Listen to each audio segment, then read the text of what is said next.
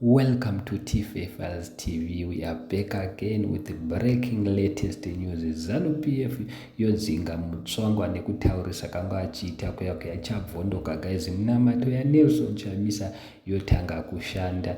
Vanhu vanga vachifa nekuseka vachiti tichitema Bible verses enyu Nelson Chamisa haishandi. Asi mukatarisa ZANU-PF yanyora tsamba ichidedzera kuti with immediate effect Mutswangwa ngaadzingwe papati azidzorora akarinyasofungisise. Saka vanhu vafa nekuseka vachiti vakutoshororana pachezvavo vanhu veZANU-PF.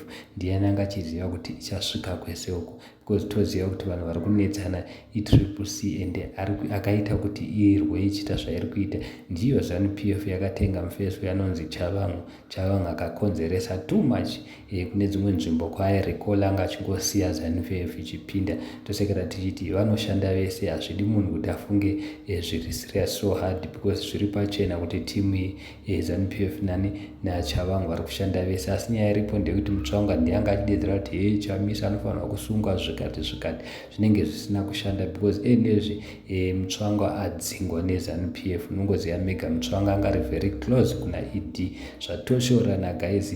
Ndonyaya iripo titaura kudai zvanzi with immediate effect ngaatore mabhega akarove pasi zvaita kuti vanhu vafe nekuseka vachiti nemataurisiro anga achiita chii chakakanganisa iye Mutswangwa.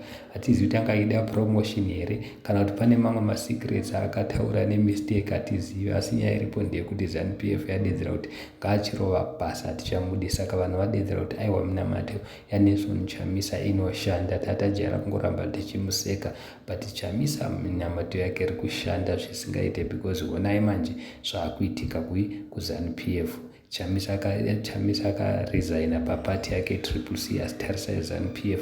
Zvinhu hazvisina kumira zvakanaka, vaakudzingana vega, vaakunetsana vega, vaakutoshorana. Thank you so much. Don't forget to subscribe.